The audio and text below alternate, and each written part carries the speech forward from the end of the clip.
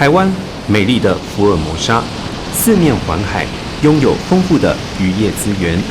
渔民为了生计，经常得辛苦地与大海搏斗。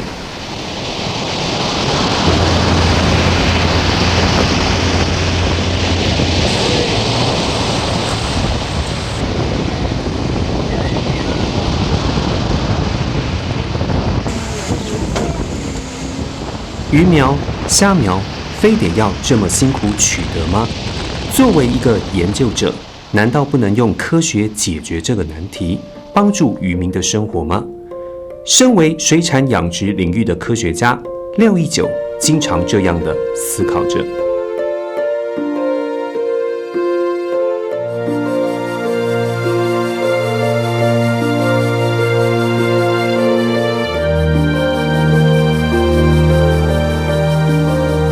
美味的草虾，人人都爱，但一般人鲜少知道，全球人工大量繁殖草虾是在1968年以后的事。而奠定这项虾类人工繁殖技术基础的，竟是一位当年才年仅32岁的年轻研究者廖一九。改变全球水产养殖生态，一切得从这位傻子科学家的故事说起。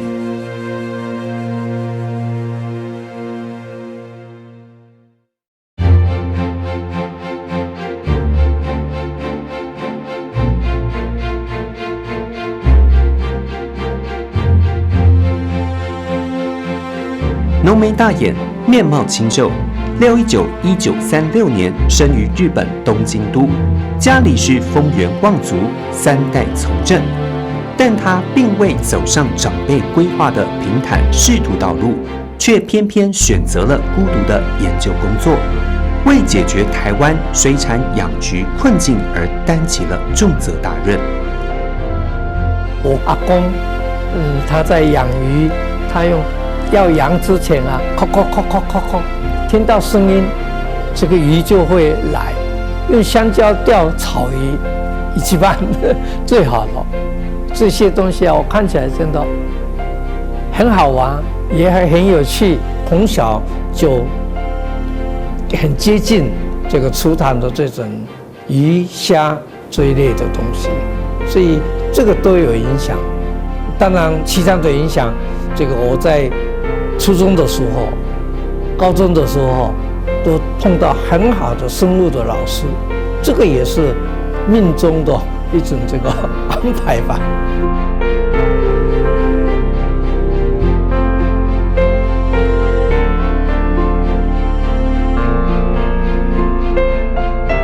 在1960年代，台湾的社会仍以农牧发展为主，看准水产养殖业发展的潜力。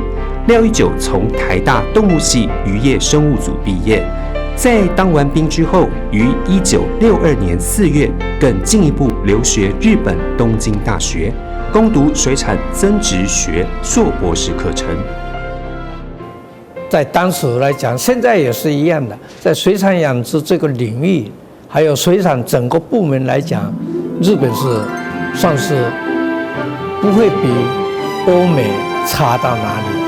台湾跟日本一样，四面环海，这个水产养殖也好，渔业也好，是非常重要的。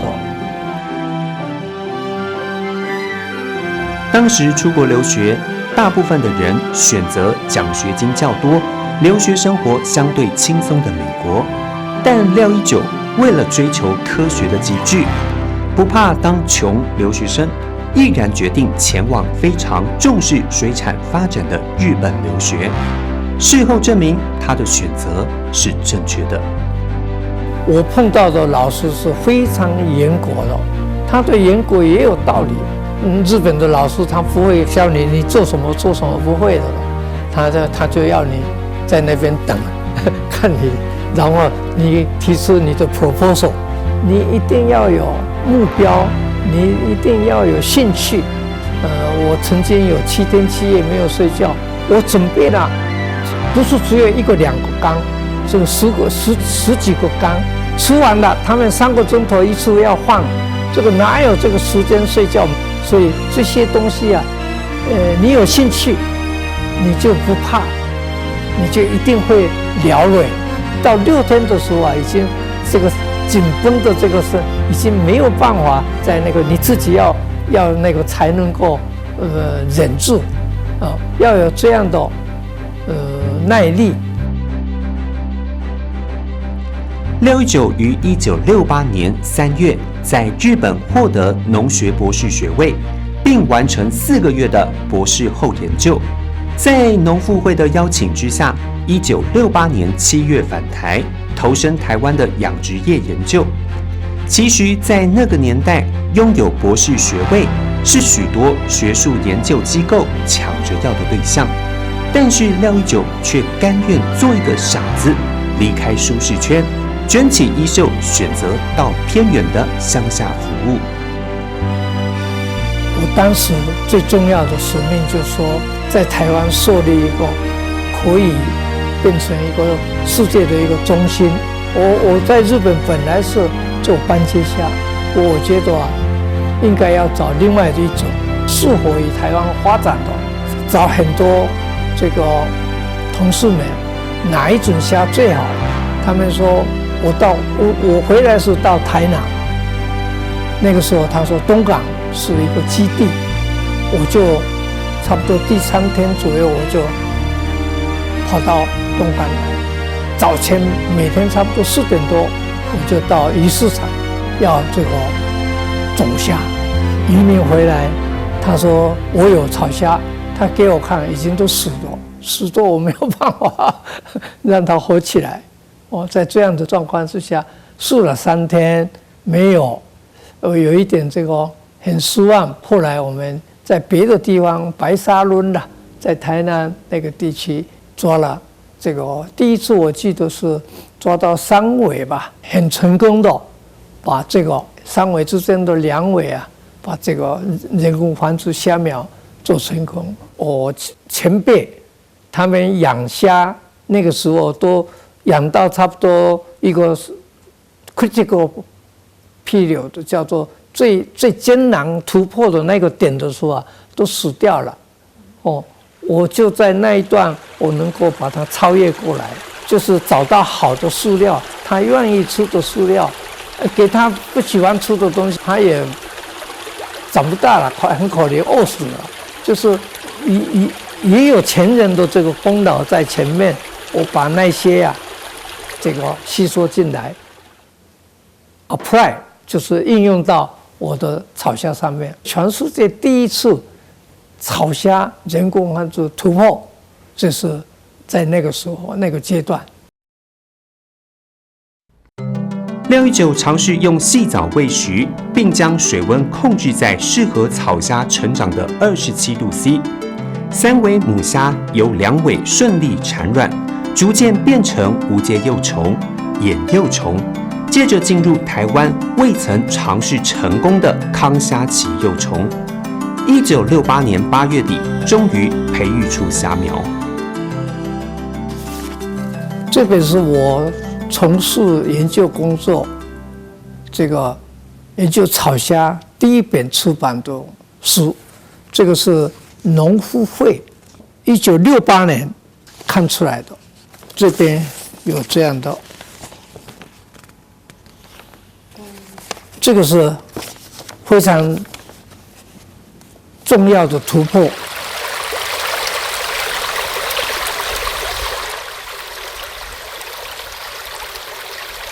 真正是对社会贡献加大呀，嘿啊！伊无伊安尼吼，这草虾就无这草虾的名词啊，嘿。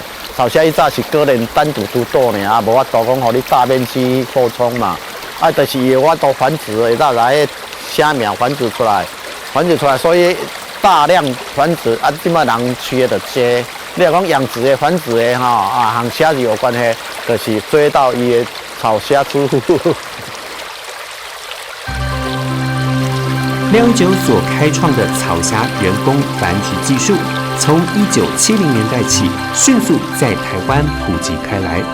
台湾的草虾从1968年起养殖量61公吨，到了1987年产量来到10万公吨。不仅台湾成了草虾王国， 619也因此赢得草虾之父的封号。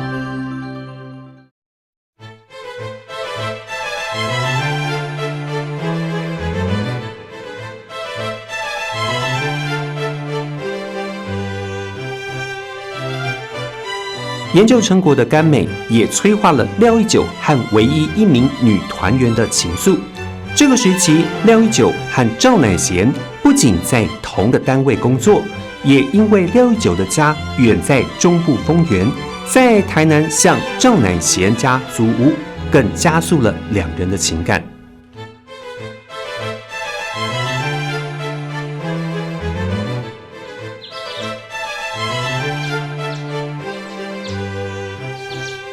因为两个人的共同话题就是说，哎，今天这个研究做得好不好？明天还要做些什么？心里要准备什么？我们写论文的时候啊，要一整年的报告都要怎么样综合整理。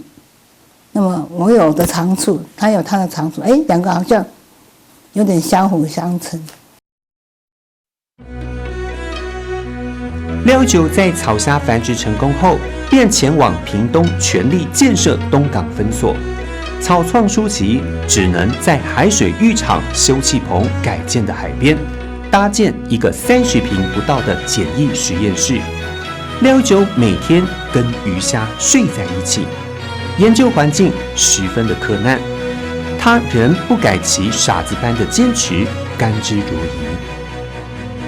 那个时候什么都没有，当时啊有一个海水浴场的这个已经人家放弃了，我们把那个地方围起来，虾子鱼啦就是睡在那里，跟鱼虾同这个过程。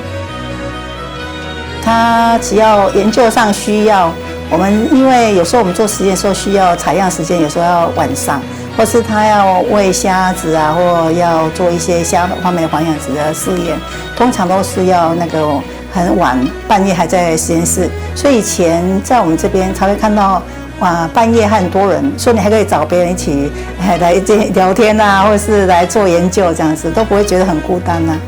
基本上，那时候研究气氛是很高亢的，对，大家都对研究非常的热衷。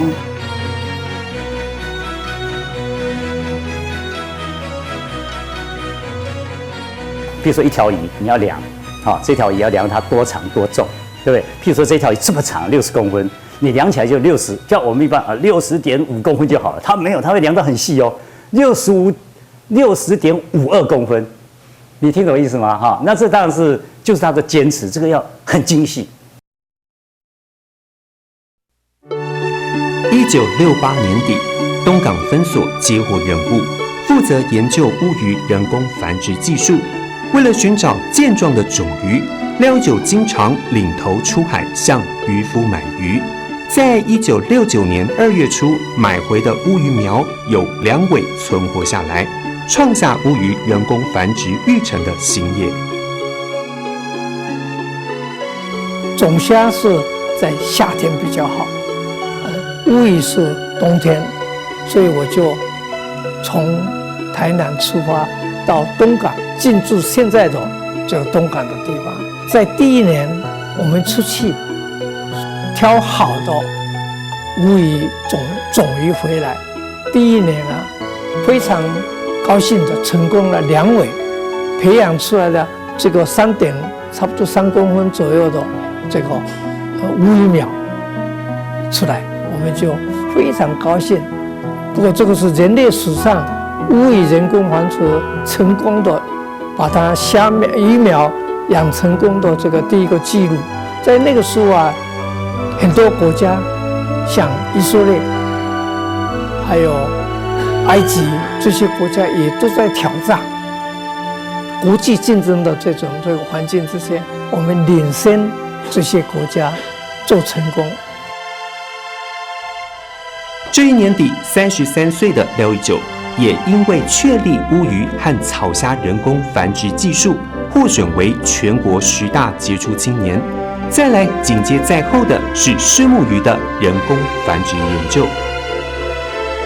当年在台湾很难找到好的种鱼，所以我了解这个菲律宾，刚刚那边的东南亚渔业发展中心啊，他们的这个主任他打电报了，你愿意不愿意到我们这边来这个做树木鱼挑战？我听了这个非常高兴了。我正苦于没有种鱼，我就当然我马上就答应。我头一次去的时候啊，这个大概已经待了一个月了，都没有。另外有一位啊，他要到别的地方去看，他在料人，我看你没事情做，来跟我去。我说好啊，我真的要去的那一个刹那，讯息来了，他说抓到了三尾，就把这三尾啊打针，这个公母这个分别打针，结果呢做成功了，这个我都有记录的，然后把这个整个记录在国际上很有名的 Aquaculture 发表，就是所以很快就一传十，十传百，就是很快就这个出去了。有了这样虾成功了，乌鱼成功了，树木鱼成功了，这个那个时候真的，对我来讲是非常命非常好。这个怎么会这么好命？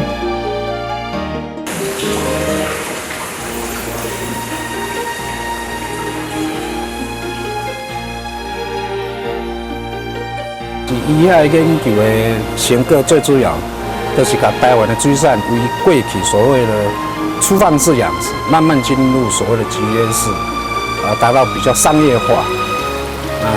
除了养殖本身这类行业也蓬勃发展以外，它其实也带动其他，比如讲饲料公司，然后水产用材料这几个区块的行业，兴盛起来。但是最主要，我想也是渔民的收益增加了，这才是比较重点。就是说，研究结果，好带动大家渔业，渔民因的收入增加，这才是比较重点。在那个时候，虾子养的虾子都是靠天然的去捞，这个你要捞到1000尾、2000尾，那是也是不简单的事情，要好几个人、好几十个人去捞才有。这个乌鱼也是一样，都是海里边靠天吃饭，树木鱼也是一样。不过用人工繁殖的方法突破，我们代天行道，这个能够这样做，那个对社会 impact 是非常大的。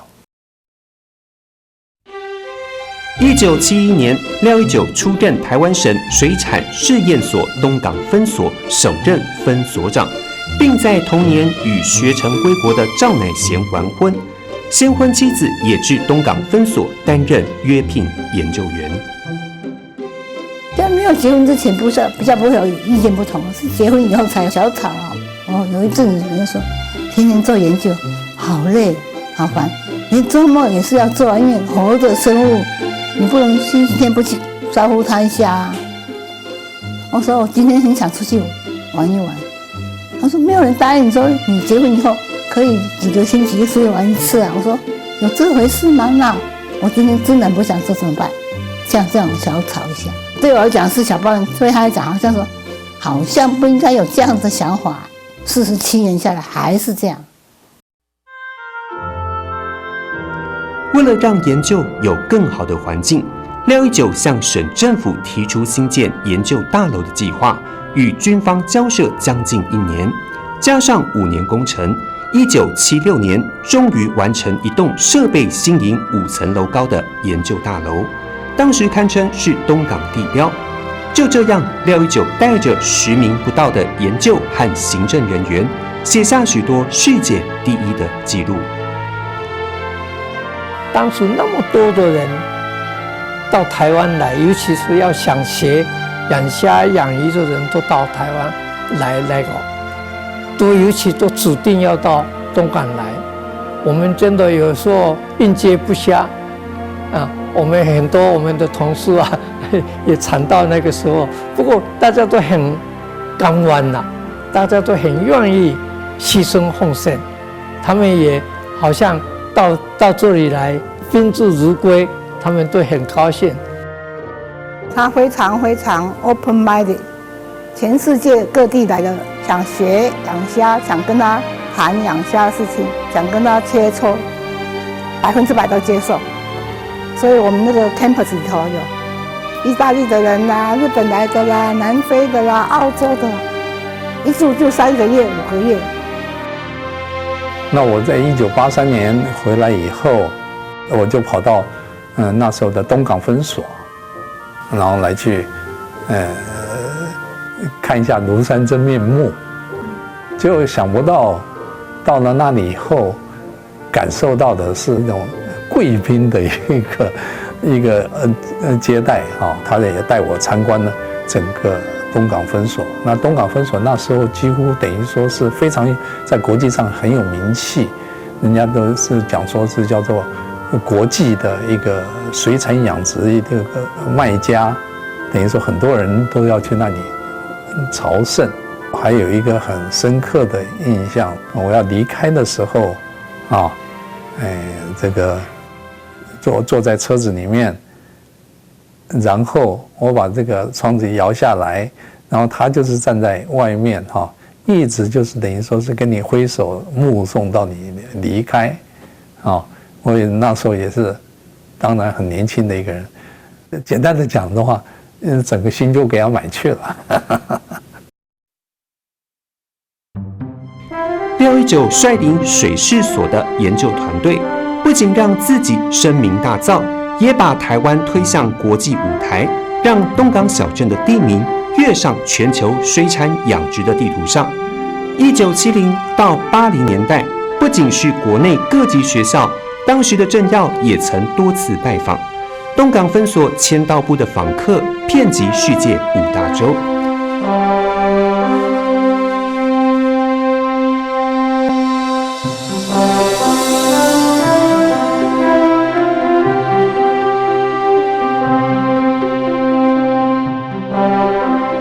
1987年10月，经当时省主席邱创焕任命，廖一九于51岁升任台湾省水事所所长，接下吃力不讨好的任务。廖一九也因此将实事求是的科学精神带入公务部门，创造出崭新的行政文化，也开创了台湾养殖产业的黄金年代。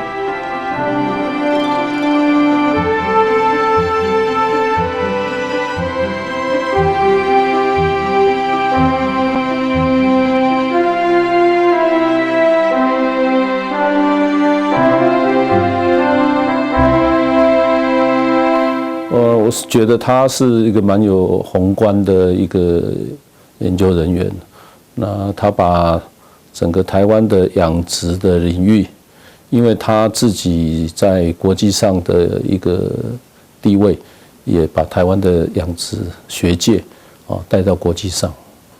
那他到中所之后，几个比较重要的，比如说我们现在还在用的这水师1号的这个试验船，是在他手上建造的。还有目前还是国内最大的这个水产海洋研究的一条船，1948吨。再来就是一个澎湖水族馆，原来是附属在澎湖分所，那后来把它变成一个独立的单位，都是在他任内擘画建造的。1989年，为了海洋渔业资源调查需求，廖一九向省政府申请建造试验船水师1号。1994年3月，台湾史上空前的专业级试验船终于竣工下水。5月首航西北太平洋，举行为期39天的渔场调查研究。作为水产实验所，最重要的是要有工具，这个是实验船。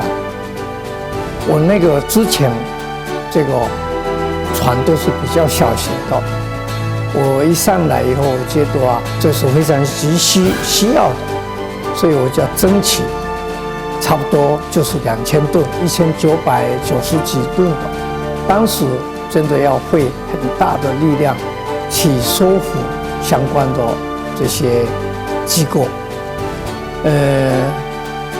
所幸大家的努力把这一条船做出来，而且它的使命也达成，已经到现在已经服务差不多也快20年了。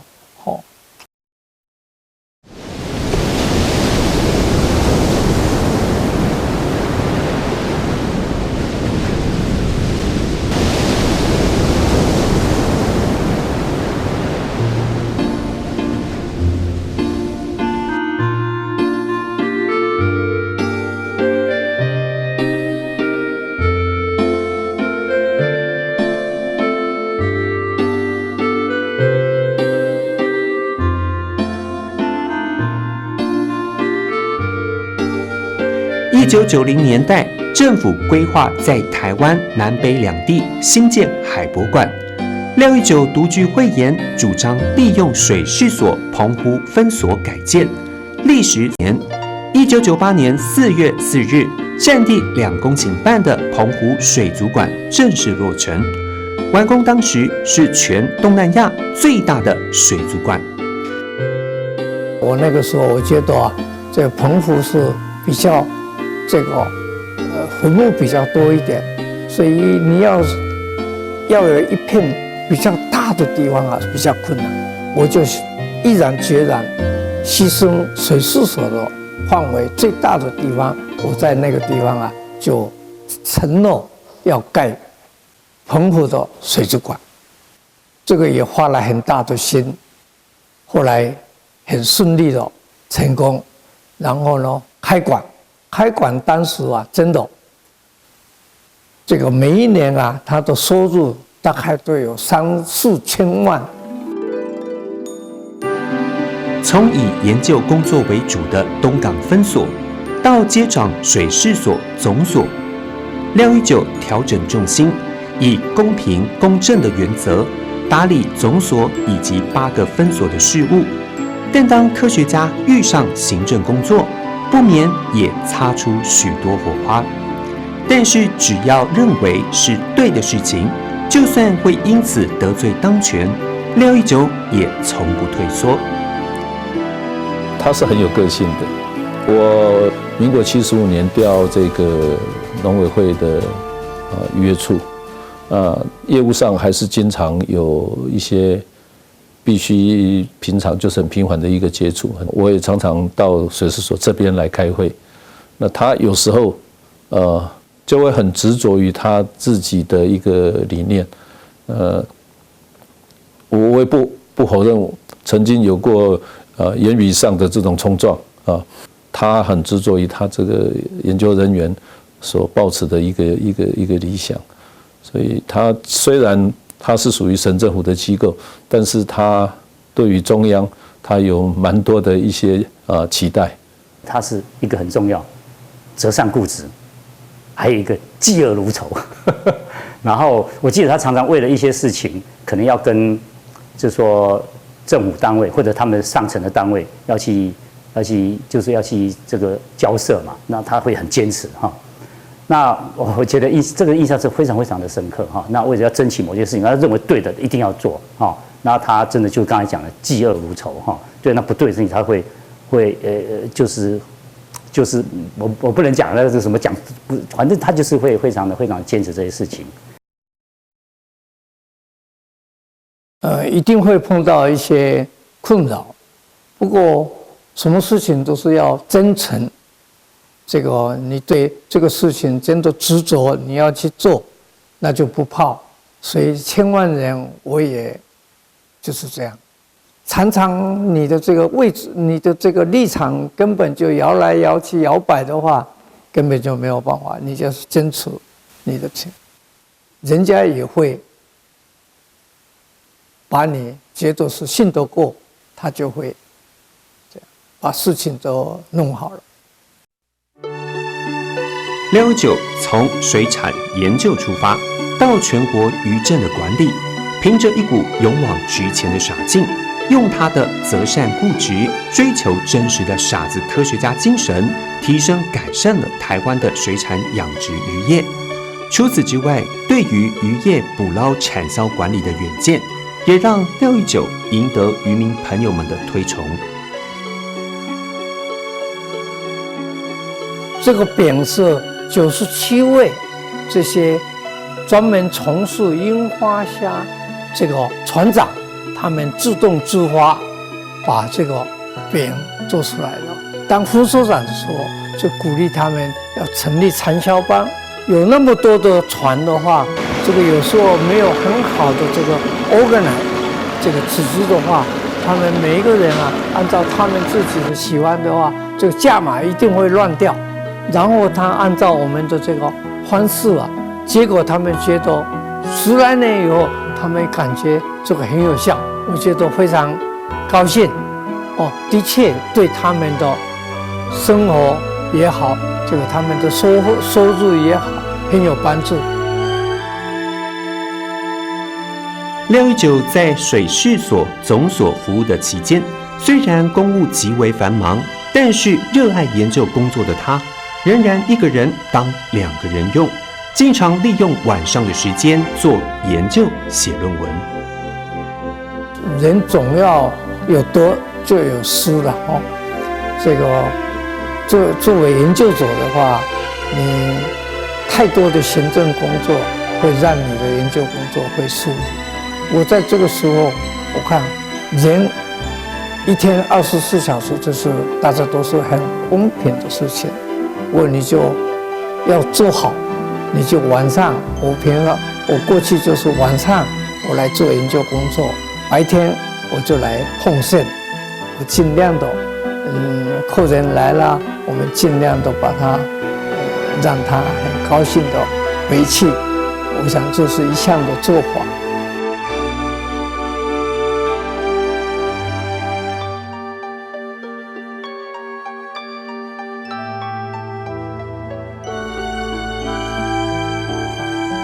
我跟他有很多的论文，总共有19篇的论文。那像我有那张照片里面，我们是在写一篇论文的时候的一个讨论。那他对于这个论文的发表一定非常的严谨，非常的严肃。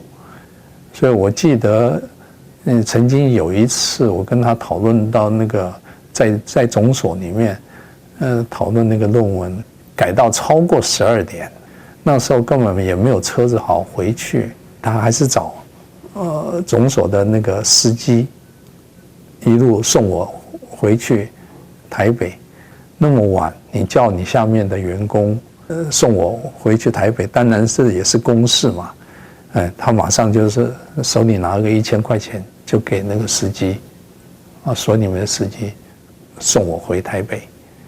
所以他是一个对于这个工作是兢兢业业的不非常的那个很严谨所以也是非常的佩服他。当时因为我又大部分是做研究，那常常会看到就是他发表在期刊，不管是国内的期刊或者是国外期刊的一些研究成果。那我自己又是做鱼类生理，所以他的东西我们就会比较常看到。那这个东西通常您要写一些报告的时候，大概都会作为一个蛮重要的一个 reference。很多著作一直到现在，恐怕请去查引用率都还是很高的一个引用率。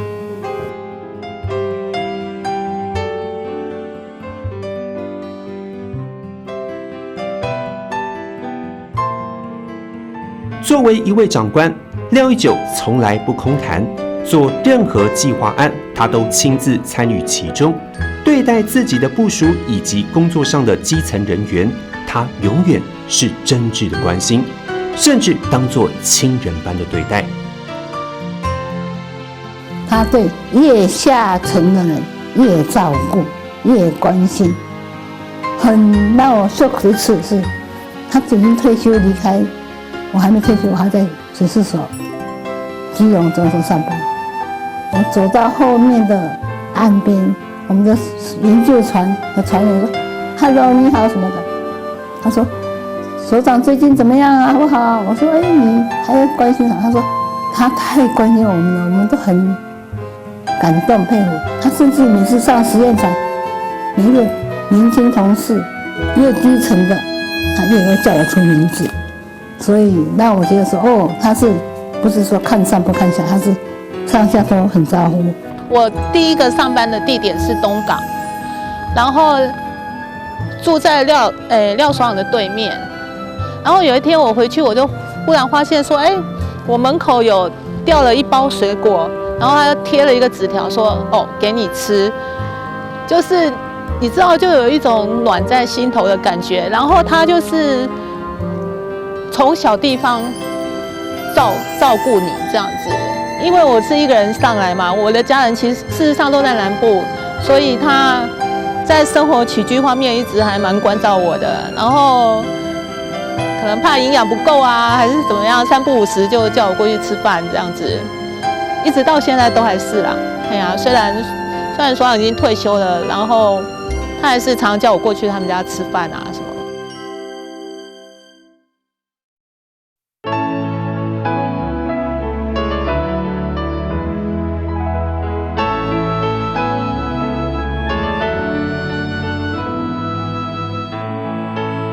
1992年7月，因为对水产养殖业的贡献与成就，廖玉九荣膺为中央研究院院士，是目前国内首位，也是唯一一位以专研水产养殖而入选院士的学者。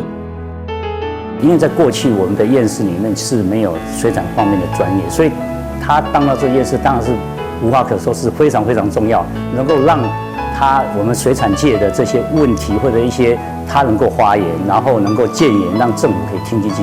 他在学术界，特别是水产方面的那重要性，不要说台湾，全世界都一样。其实到现在，你看他退休多少年，还是有很多国外的水产相关的学术单位或者什么邀请他去做一些指导，所以就可以显示他在全世界这个水产养殖的贡献跟重要性。跟他显不显验是我认为不相关的事。验视只是我们给他一个，好像说政府给他的一个这种名义，可是事实上他的这个影响力是远超过这些东西的。I want to tell you that I am another person after I met you, and I will be also. I try to be as a good teacher and professor as you have been with your people. You are a good example for the whole world.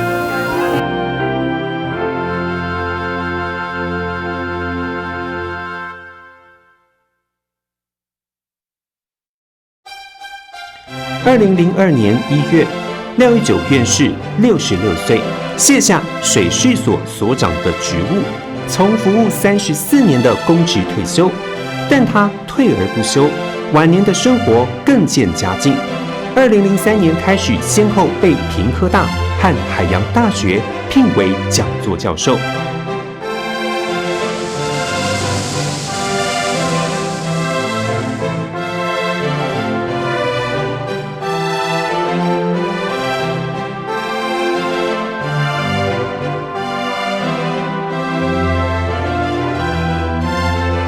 我们是算前面的第一期的归国写人嘛，所以我们就很感佩他说，哎，这个愿意到这个穷乡僻谷的地方，而且实地来参与养殖的工作。那后来，因为我刚好在2003年左右有机会到海洋大学去当校长，那时候得知这个廖教授要从水事所退休嘛，所以我就去找他嘛，对啊。那么他一口就答应了，所以我就聘他当讲座教授了。其实我比较感佩他是他的正直，跟对学术工作的这个热忱跟指导，包括到现在他每天都还到办公室研究室去。如果他觉得研究对他来讲是他的唯一的兴趣，那你就 just do it。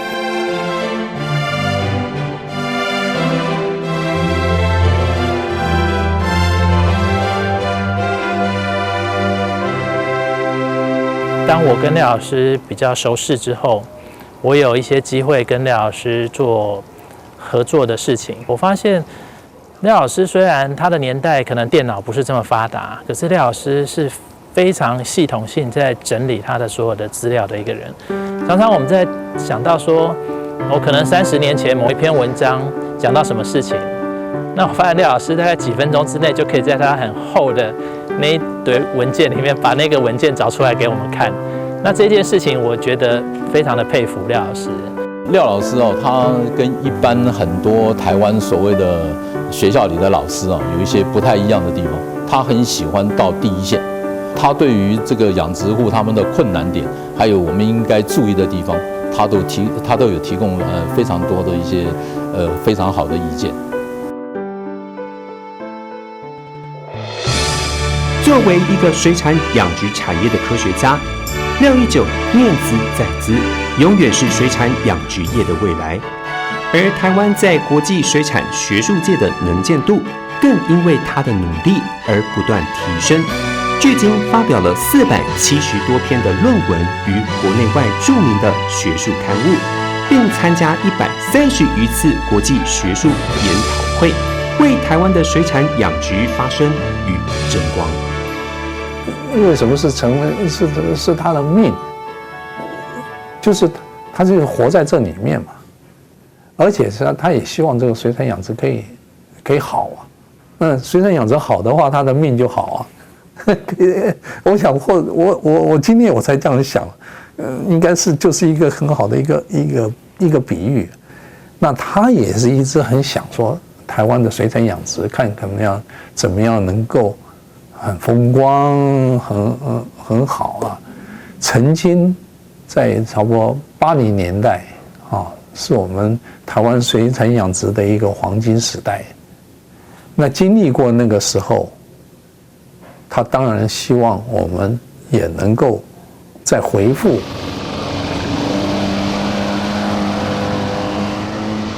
渔船呢要去捕捉这些渔捞业啊，已经渐渐的失去它的优势。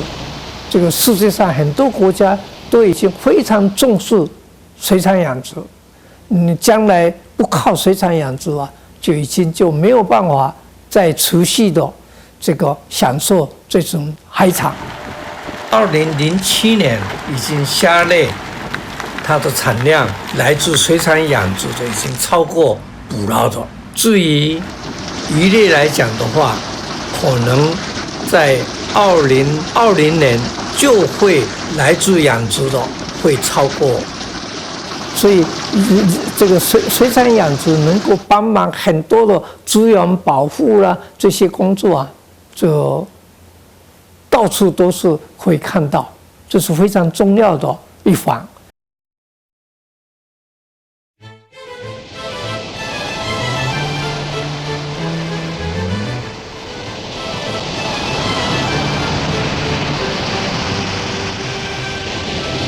拥有日本博士学历，却放弃教职到政府机构工作，成功研发出各种养殖技术，却从未想过藏私申请专利，失去了赚钱的机会。凭着对水产养殖的热爱，以及为社会谋福利的热忱，一心只想着让台湾的水产养殖能够永续发展下去。我那个时代，这个拼命不仅是我一个人，大家都在拼命。我觉得至少替我们的台湾做了一些事情。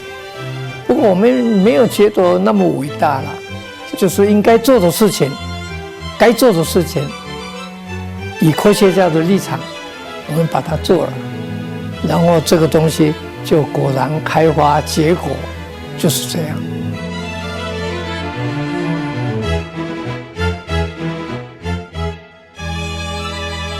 他是始终如一的，他如果选定一个方向，一定再困难，他要去设法把它做成。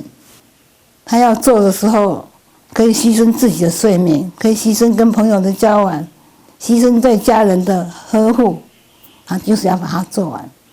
这是他让我们有时候也不能谅解，可是后来也不得不支持他的。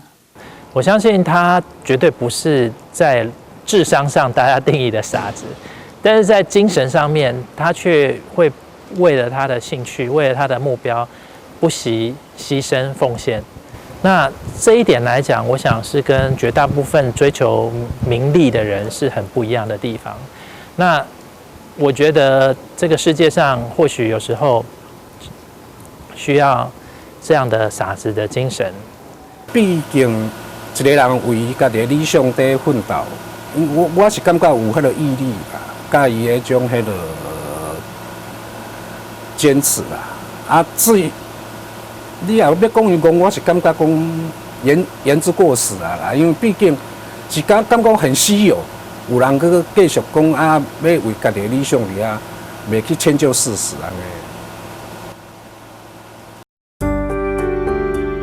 619院士，一位改变全球养殖生态的科学家朋友，凭借着努力与坚持，用一辈子的时间对海洋渔业资源做最深情的守候。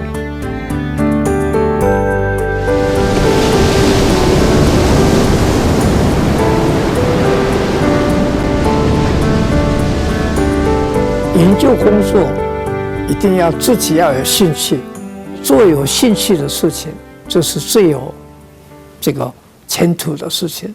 做自己喜欢的工作，然后你还有薪水可以领，这个不是很好吗？做不到孔子、孟子，就做傻子吧。